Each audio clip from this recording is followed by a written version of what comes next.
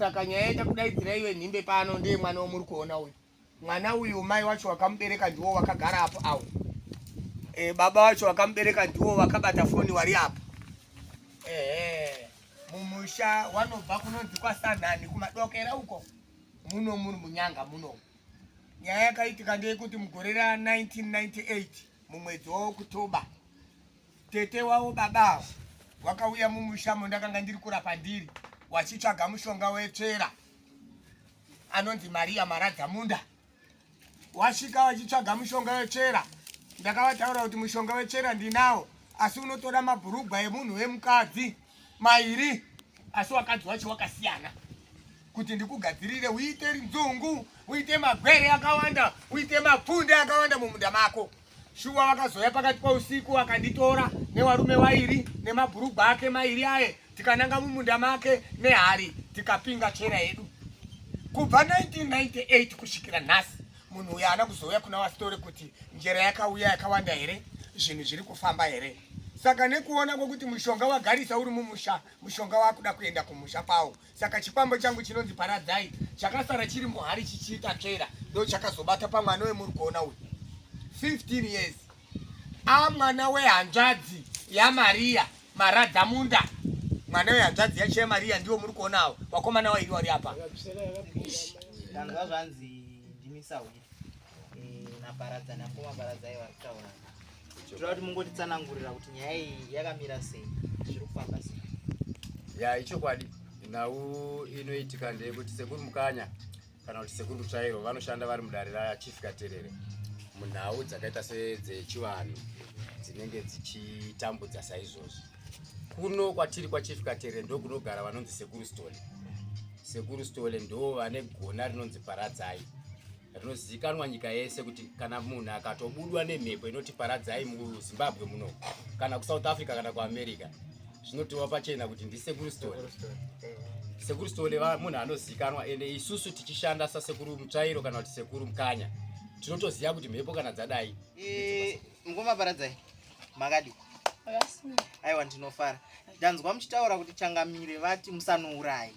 Chokwadi sekuru Mukanya vari kuti kana paine zvimwe zvinokwanisa kuitwa hapana here zvimwe zvamunogona kunoita kutekenyedza tete ava kuti vauye vadaire nhau dzavo idzi. pamusoro isawira inini kumba kwedu Paradzai chakareruka kumba kwedu mudzimu asi hapakwanisiki kuti pabude futi mumwe mudzimu wechipiri.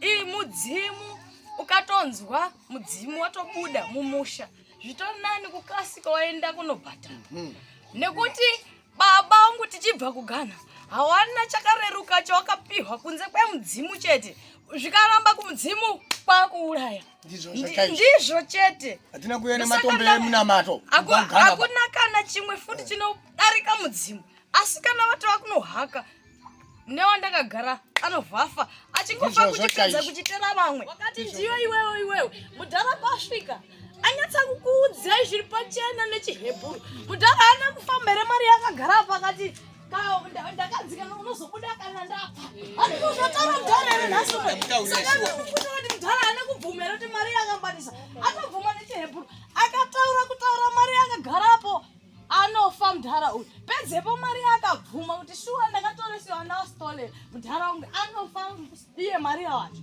wakatorisana kudai hawana bandomhiko anotaura kuti hapana pambo pasina mutemo koiwe murume seichizodza mukadzi wakuti pana papfeki trousers kuri kuti mutemo waunesa pamba.